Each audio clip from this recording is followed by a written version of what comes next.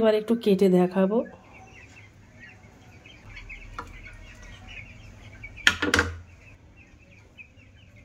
Hello বন্ধুরা, তো আমি আজকে আমার অন্যদিনের মতো নতুন একটা রেসিপি নিয়ে এসেছি। আজকে রেসিপি হচ্ছে ছাঁচ বা মেশিন ছাড়াই আমি আজকে বাড়িতে খুব সহজভাবে মোদক বানাবো।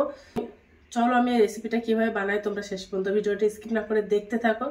তো চলো রেসিপিটা শুরু করি। প্রথমে দেখো উনানে আমি একটা ফ্রাইং প্যান দিয়ে দিয়েছি। এবার আমি এই বাটির এক বাটি জল দিয়ে দেবো ফ্রাইং প্যানের মধ্যে। জলটা ভালো করে ফুটিয়ে নেব। এবার আমি জলের মধ্যে একটু লবণ দিয়ে দেবো, দিয়ে জলটা বেশ ভালো করে ফুটিয়ে নেব।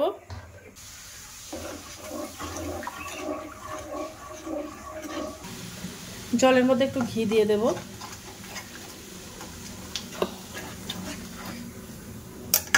জলটা বেশ ভালোভাবে ফুটে গেছে। এবার আমি ওর মধ্যে এই বাটির হাফ বাটি চালের গুঁড়ো দিয়ে দেব, দিয়ে ভালো করে ফুটিয়ে জাল করে নেব।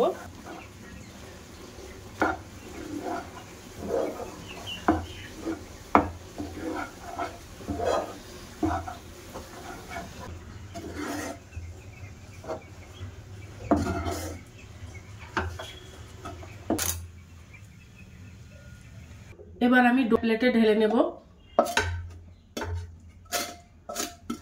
ঠান্ডা করতে বা চটকে মেখে একটা ডো বানিয়ে নেব শক্ত করে।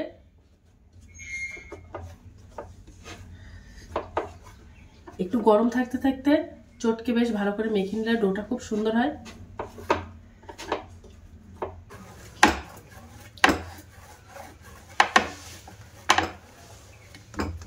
একটু হালকা একটু আটা ছড়িয়ে দেব। দেখো চটকে মেখে আমি একটা মসৃণ ভাবে একটা ডো বানিয়ে নিয়েছি।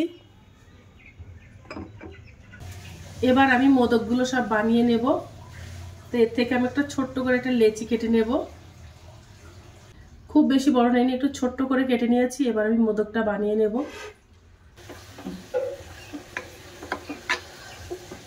একটু মুথে নেবো ভালো করে।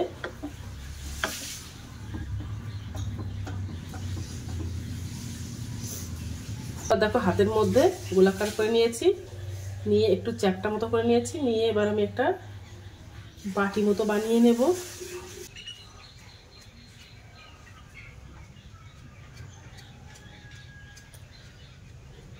দেখো একটা পাতলা করে বাটির মতো বানিয়ে নিয়েছি। আগের থেকে নারকেলের পুর বানিয়ে নিয়েছিলাম, ওই নারকেলের পুরটা দিয়ে দেব। এবার মুড়ে নেব।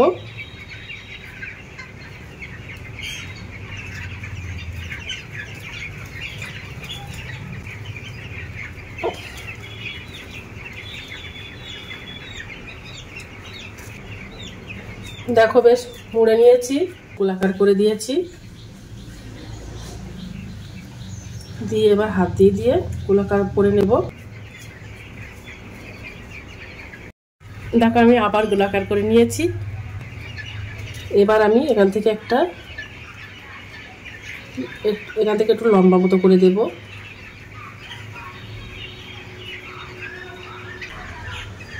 দেখো এখান থেকে তুলে দিয়েছি। দেখো কত সুন্দর করে নিয়েছি, একদম প্লেন করে নিয়েছি। এবার আমি মোদকের ডিজাইনটা বানিয়ে নেব। তো দেখো আমি একটা ছুরি নিয়ে নিয়েছি। এই ছুরি দিয়ে আমি ডিজাইনটা বানিয়ে নেব। তোমরা চাইলে চামচ দিয়ে বানাতে পারো। এবার দেখো ছুরির পেছন সাইডটা দিয়ে আমি ডিজাইনটা বানিয়ে নেব।